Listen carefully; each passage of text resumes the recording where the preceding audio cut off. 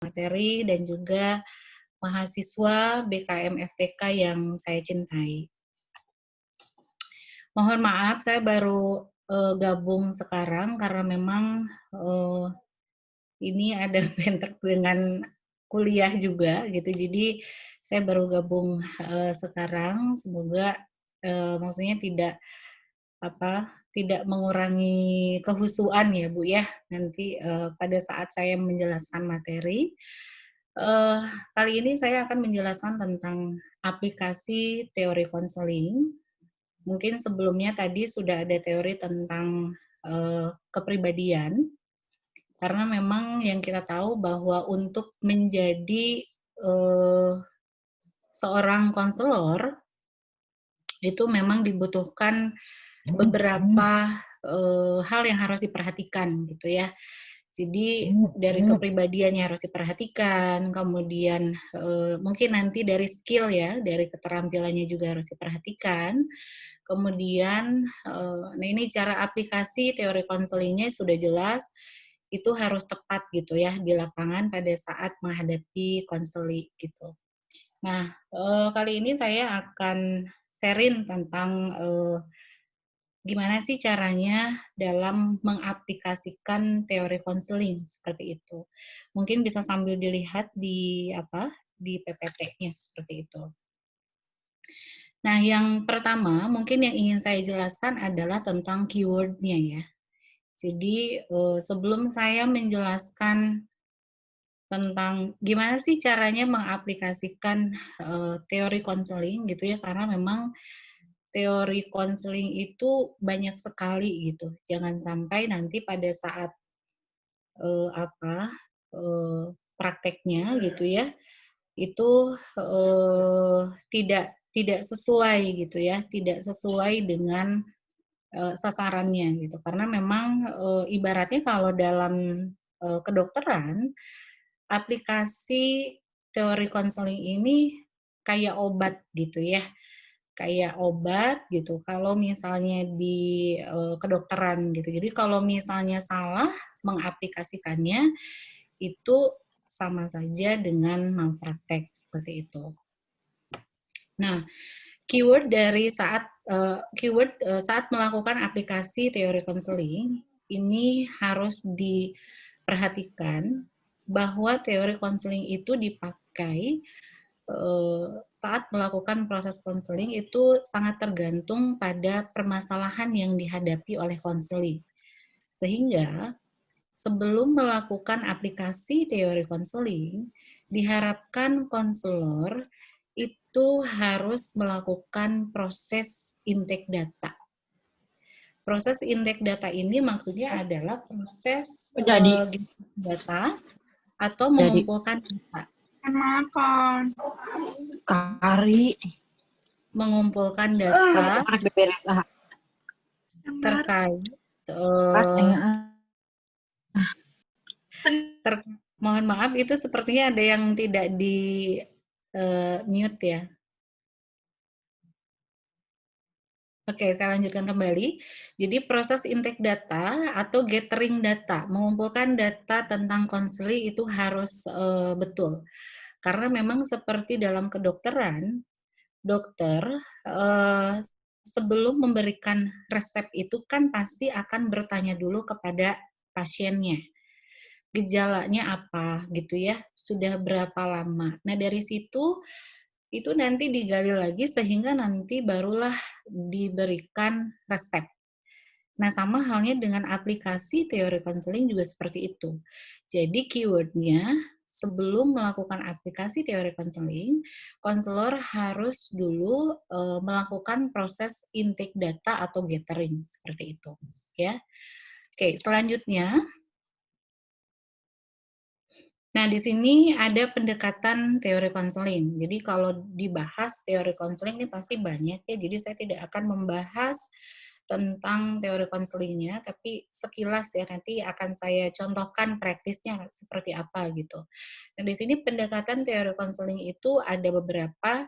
Jadi di sini ada behavioristik gitu ya, ada afektif. Kalau afektif ini yang berhubungan dengan masalah emosi gitu. Kemudian ada kognitif gitu, ada humanistik, ada psikoanalisa, ada client center, bahkan jika melihat perkembangan mazhab kepribadian itu ada yang namanya pendekatan transpersonal atau pendekatan spiritual gitu. Nah, ini yang pendekatan spiritual rasanya akan sangat apa ya, berhubungan sekali dengan visi misi yang diusung oleh UIN Sunan Gunung Jati Bandung gitu ya. Apalagi ini BMKFTK itu ada di bawah naungan UIN Sunan Gunung Jati Bandung, jadi akan sangat baik jika salah satu pendekatannya adalah menggunakan pendekatan spiritual. Nah, saya sepintas akan menjelaskan dulu nih pendekatan behavioristik misalnya. Nah, berbagai pendekatan ini harus dipahami tidak boleh digunakan semuanya. Jadi konselor itu nanti harus memilih gitu.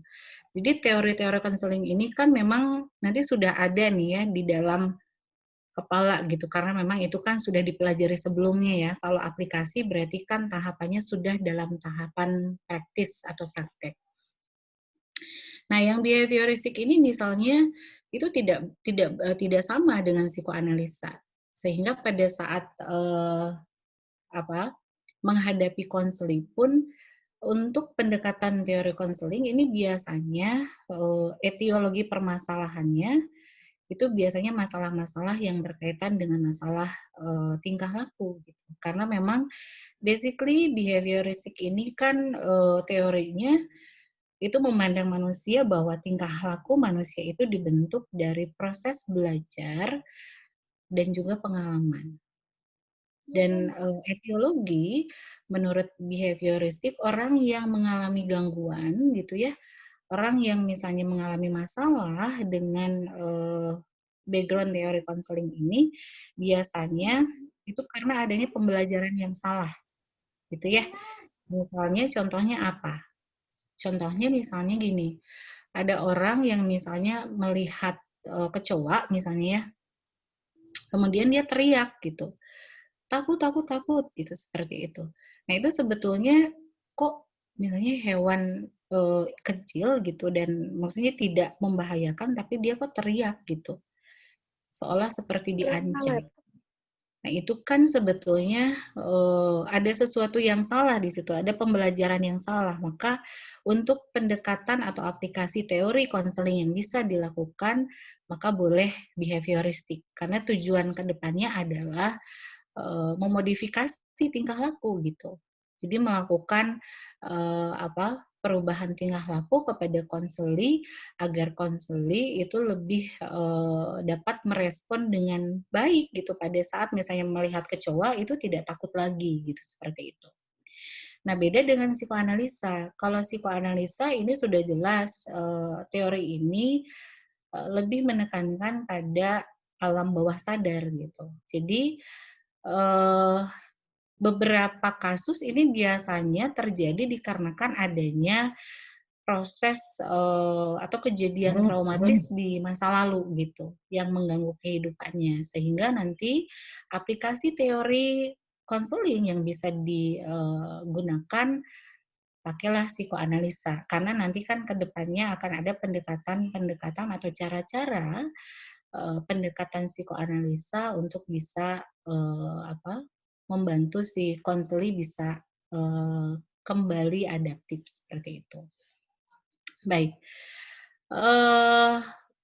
afektif nih. Afektif ini salah satu pendekatan teori konseling yang basically itu memperhatikan tentang masalah yang berkaitan dengan emosi. Biasanya teori afektif ini akan sangat cocok digunakan untuk mendekati kasus-kasus yang berkaitan dengan masalah emosi gitu. Kayak misalnya ada misalnya mahasiswa yang tidak bisa asertif. Aduh, saya tuh sebetulnya kesel misalnya sama dia tapi ya udah saya pendem. Nah, memendam sesuatu itu kan tidak baik ya gitu. Jadi dia pikir ketika dipendam masalahnya selesai, padahal itu bisa terakumulasi di alam bawah sadar, kemudian bisa menyebabkan seperti bom waktu, orang itu bisa marah-marah, tak terkendali dan sebagainya. Sehingga untuk pendekatan aplikasi teori konseling yang cocok, maka gunakanlah afektif. Jadi intinya saya mau menjelaskan pendekatan teori konseling ini harus disesuaikan dengan permasalahan yang dihadapi oleh konseli. Jadi tidak boleh dipakai semua gitu. Ibaratnya kayak misalnya datang ke dokter gejalanya pusing, kemudian flu gitu ya. Mungkin seharusnya obatnya ya cukup misalnya dengan Osadon, Paramek gitu misalnya ya. Tapi ini malah dikasihnya obat sakit perut gitu. Nah, itu kan tidak boleh gitu. Sehingga pendekatan teori konseling pun harus sesuai dengan permasalahan si kliennya seperti itu. Baik, silakan lanjut. Nah, saya ingin menekankan di slide selanjutnya itu bahwa harap diingat bahwa pada saat melakukan aplikasi konseling, keberhasilan konseling atau peer konseling yang dilakukan oleh kalian itu akan sangat bergantung pada prosedur, ya. Prosedur atau tahapan yang spesifik dalam setiap bagian atau tahapan proses konseling. Jadi sebetulnya aplikasi teori konseling itu menjadi bagian di dalamnya dalam sebuah prosedur gitu. Jadi mau tidak mau pada saat mengaplikasikan teori konseling itu harus menempuh dulu prosedur yang spesifik. Seperti apa prosedurnya? Nah, ini bisa dilihat ada tahapan penting yang harus diperhatikan saat melakukan aplikasi konseling di sini. Jadi aplikasi teori konseling itu sebetulnya ada di tahap kesekian ya. Jadi yang pertama yang harus dilakukan oleh konselor gitu ya. Nah ini di slide selanjutnya nih ada satu tetapan dulu tujuan pemeriksaan atau konselingnya. Nah, tujuan konselingnya untuk apa gitu? Karena memang pada saat misalnya ada teman kamu yang datang membutuhkan konseling gitu, itu kan macam-macam masalahnya. Dia datang tuh membawa harapan apa, tujuannya tuh ingin apa gitu. Nah, itu tuh harus jelas dulu. Jangan sampai seperti ngobrol gitu. Karena memang proses konseling itu tidak sama dengan ngobrol ya. Karena memang konseling ini dibekali beberapa teknik di dalamnya. Kalau ngobrol kan biasanya suka ke kiri, ke kanan, kemana aja, ke segala arah obrolannya tanpa ada ending solusinya gitu atau mungkin hanya sekedar curhat gitu. Nah, itu beda gitu. Kalau konseling ini tanyakan dulu tujuan konselingnya apa gitu, untuk apa? Karena ini untuk mengetahui masalahnya apa gitu ya. Kemudian lakukan tadi intake data atau gathering data, mengumpulkan data yang spesifik ya tentang klien atau tentang konseli. Jadi di sini bisa mengkorek data tentang riwayat hidup konseli karena harus diingat pada saat konseli mengalami permasalahan itu setiap konseli pasti beda etiologinya meskipun misalnya masalahnya sama gitu ya. Misalnya masalahnya saya cemas gitu. Ada 2 orang cemas. Nah, itu cemas antara satu orang dengan orang yang lainnya itu beda gitu. Sehingga yang harus dilakukan oleh kalian adalah gali dulu tentang riwayat hidup konseli dari kehidupan di rumahnya, masa sekolahnya gitu ya. Kemudian tahapan kehidupan yang lainnya gitu. Nah, selanjutnya setelah riwayat hidup konseli ini bisa mengkorek juga data tentang keluhan konseli. Misalnya, keluhan ini sudah terjadi berapa lama gitu ya. Kemudian pada saat apa dirasakannya gitu. Terus ada kejadian apa sebelumnya. Nah, itu tuh harus tahu. Kenapa harus tahu? Karena ini akan menentukan tahapan selanjutnya, gitu ya. Sambil jangan lupa pada saat proses intake data, observasi tentang tingkah laku klien itu penting diperhatikan karena seperti yang kita tahu kalau ngobrol mungkin cuek ya, tidak memperhatikan ekspresi, gestur dan sebagainya. Tapi kalau pada saat melakukan konseling, nah konselor itu diharapkan harus melihat gestur tubuh, mimik gitu. Nah, ini untuk menentukan sebetulnya masalah yang dirasakan oleh si konselor ini berat atau enggak sih gitu. Ya, nah ini menentukan tahap selanjutnya, yaitu setting kasus gitu ya. Nah, setting kasus ini misalnya ada di mana gitu. Apakah memang yang dihadapi konseling itu masih normal bermasalah gitu ya?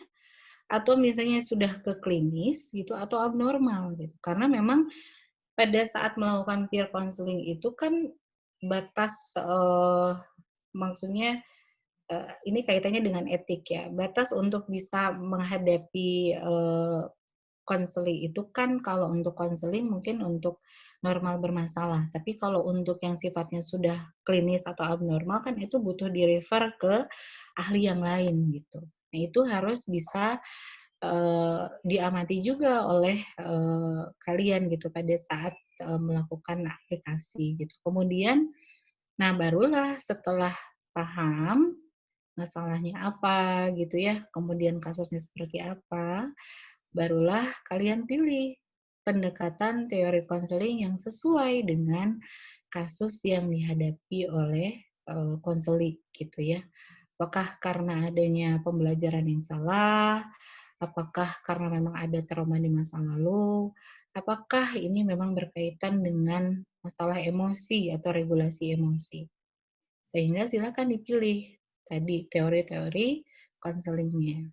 Nah, setelah melakukan pendekatan teori konseling, yang terakhir adalah kesimpulan dari konselingnya. Jadi kemungkinan penanganan terhadap konseli gitu. Ini apa nih? Karena memang dalam proses konseling itu kan harus ada endingnya. Jangan sampai melakukan peer counseling gitu ya, tapi si konselingnya tidak mendapatkan insight gitu dari proses konseling itu. Nah, itu kan sangat disayangkan, sama aja dengan ngobrol biasa gitu. Sehingga dari pendekatan teori konseling itu harus bisa disimpulkan kemungkinan penanganannya seperti apa gitu ya. Kemudian apakah ini melibatkan profesional yang lain atau harus di-refer atau dipindah ke ahli yang lain seperti itu. Karena itu tujuannya untuk menghindari adanya malpraktek atau misalnya menghindari sesuatu yang memang seharusnya tidak kita tangani seperti itu. Baik. Oke, selanjutnya saya ingin memberi contoh mungkin ya salah satu aplikasi teori konseling di slide selanjutnya seperti ini teori afektif gitu ya. Nah ini teori afektif jadi harus paham. Jadi kalian itu nanti harus betul-betul kalau untuk aplikasi misalnya mau melakukan peer counseling itu di dalam kepala kalian tuh sudah harus ada teori-teori yang bisa nanti digunakan pada saat praktek gitu ya di lapangan. Jadi kalau misalnya kalian secara teorinya masih misalnya terbatas, kemudian atau misalnya belum paham, nah ini dikhawatirkan pada saat melakukan aplikasi tidak tepat sasaran gitu. Jadi harus paham dulu teori afektifnya apa sih gitu ya. Fokusnya ini tentang apa? Nah, ini teori afektif. Nah, fokusnya dalam pengalaman tentang emosi gitu. Jadi kalau misalnya nanti menerima konseli atau teman kalian yang kaitannya ini dengan masalah emosi gitu ya. Nah, ini mungkin nanti bisa dilakukan pendekatan teori ini karena tujuan teori afektif efektif adalah untuk meningkatkan kesadaran reaksi afeksi, untuk meningkatkan toleransi konseli dalam pengalaman emosinya gitu. Sehingga ke depan emosi si konseli itu bisa berfungsi dengan baik lagi gitu. Misalnya yang tadinya suka baperan gitu ya, melo gitu ya. Nah itu itu bisa diatasi dengan teori ini sehingga dia bisa lebih asertif dengan emosinya, mengenal dengan emosinya sendiri gitu. Jadi misalnya pada saat menghadapi ada orang yang tidak suka, ya nggak usah nangis, kamu tidak usah begini dan sebagainya. Tapi eh, beritahukan untuk bisa mengekspresikan emosi sesuai dengan yang diharapkan oleh lingkungan gitu ya. Oke, selanjutnya nah ini ada tentang jadi ini pada saat menggunakan atau aplikasi teori konseling ini akan memiliki kekhasannya masing-masing gitu. Jadi nanti behavioristik, psikoanalisa gitu ya, kemudian client center gitu ya, itu memiliki caranya masing-masing pada saat melakukan perbaikan terhadap konselingnya gitu. Jadi memiliki kekhasannya masing-masing. Nah, tadi afeksi ini secara keseluruhan tujuannya adalah intinya untuk membentuk pengenalan tentang afeksi sebagai sumber vital dalam adaptasi dengan lingkungan. Nah, yang bawahnya itu macam-macam ininya ya, macam-macam pendekatannya gitu. Kalau dalam psikologi itu kayak macam-macam intervensi yang bisa dilakukan kepada si klien atau konseling. Nah, kita langsung ke ini saja ya, behavioral. Di slide behavioral, misalnya tadi konsep teori behavioral. Konsep teori behavioral, nah ini kalau tadi afeksi fokusnya pada pembenahan emosi, gitu ya, emosi konseli. Nah, kalau behavioral, ini fokusnya pada concrete action gitu ya. Pada concrete action terutama tujuannya adalah untuk memberikan pola tingkah laku yang baru. Nah, ini biasanya kan lebih ke modifikasi tingkah laku gitu. Kayak tadi misalnya contohnya ada yang takut sama kucing misalnya ya. Nah, itu bisa diterapkan dengan pendekatan behavioral atau adanya tingkah laku yang lain yang tidak adaptif gitu. Nah, itu berarti pendekatannya menggunakan aplikasi teori counseling behavioral seperti itu. Ya. Nah, tujuannya untuk behavioral ini ada di slide ke-18 ya. Slide ke-18 nah tadi tujuannya adalah membantu konseling mendapatkan respon baru gitu ya. Untuk membangun keterampilan yang baru gitu. Membantu si konseli untuk bisa dapat merespon lingkungan itu dengan tepat gitu sehingga dia bisa beradaptasi kembali dengan lingkungannya gitu. Karena biasanya kasus-kasus untuk yang behavioristik ini lebih menekankan pada tingkah laku yang tidak sesuai dengan lingkungan gitu. Nah, ini ada kemungkinannya karena ada proses pembelajaran yang salah gitu, sehingga dia mempertahankan tingkah laku itu, sehingga agar si konseli itu bisa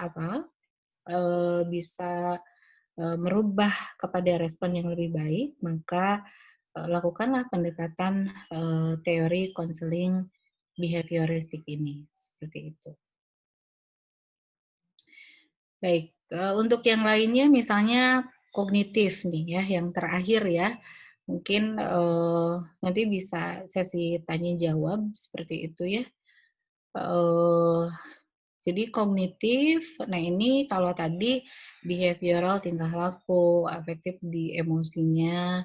Kalau kognitif, nah ini berarti pendekatannya itu pada mindset gitu ya, pada pikiran.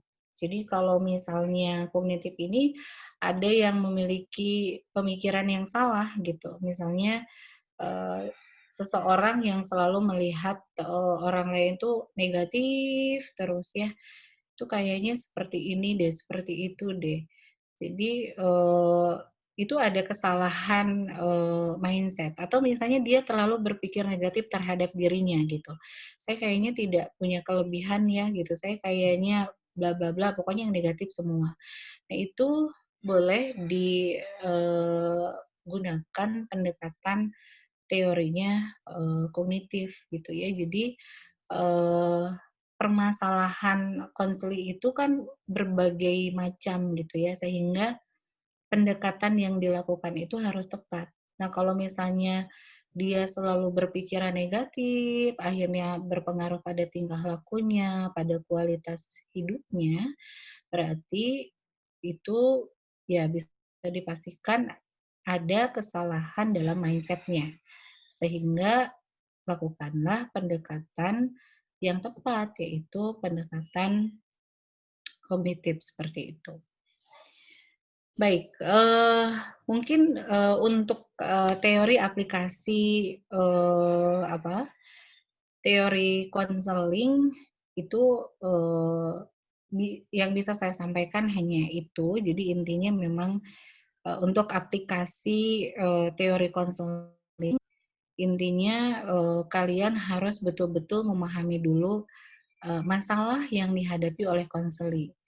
Baru setelah itu kalian boleh memilih teori yang tepat untuk bisa dijadikan sebuah landasan atau intervensi untuk kesembuhan si konseli. Jadi jangan sampai teori konseling ini ditentukannya di awal pas sebelum melakukan konseling ya gitu.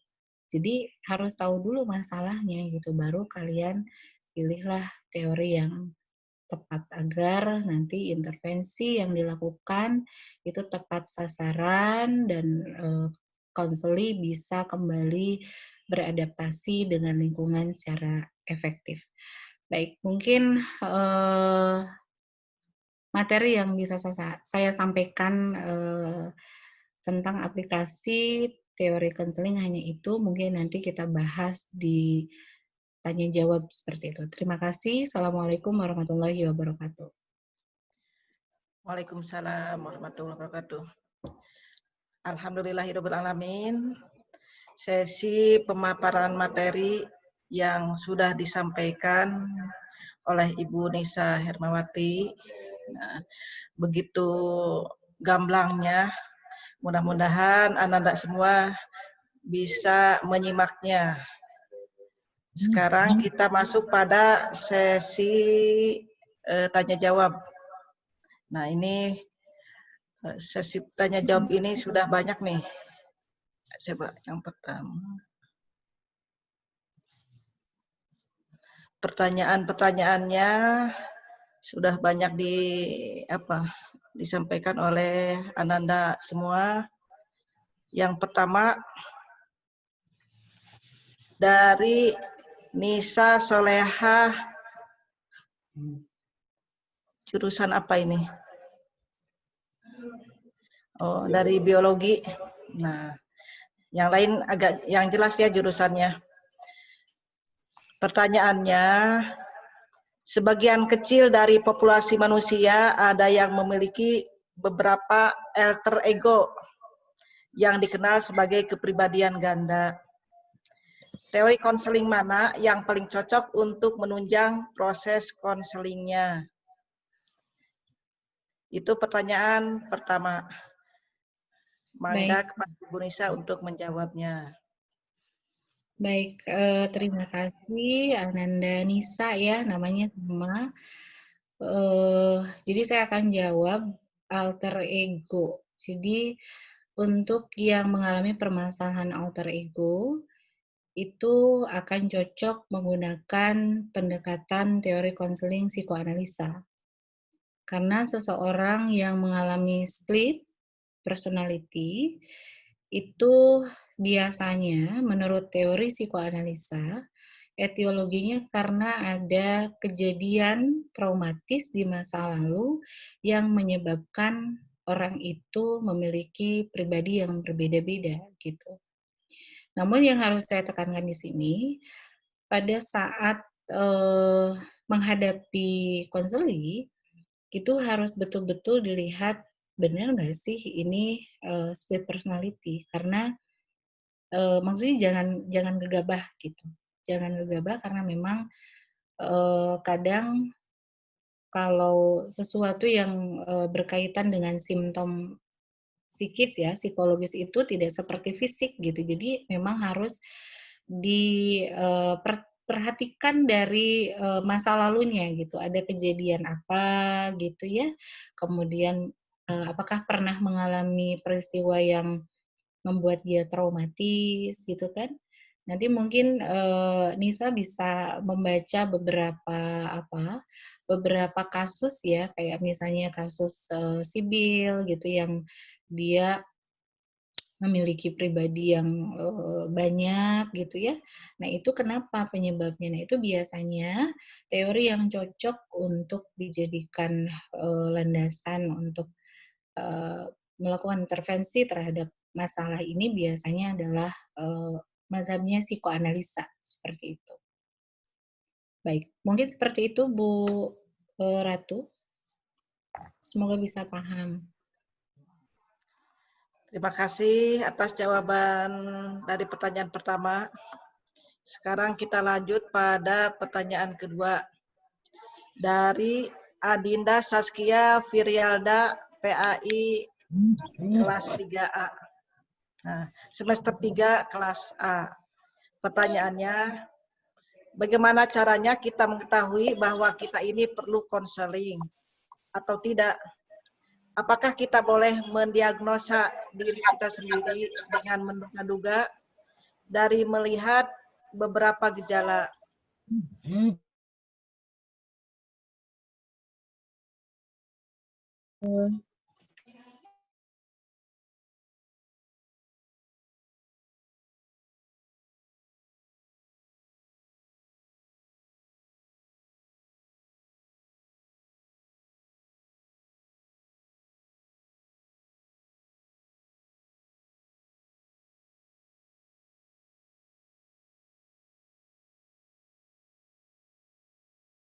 Saat dia membutuhkan konseling atau tidak, memang sebelumnya dia harus bisa merasakan yang terjadi di dalam dirinya.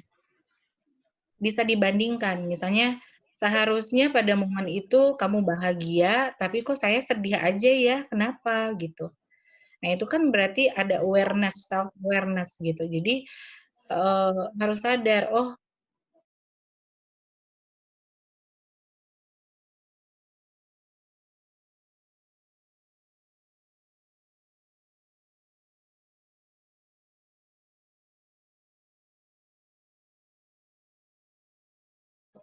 melakukan self diagnosis itu memang ya dibutuhkan gitu.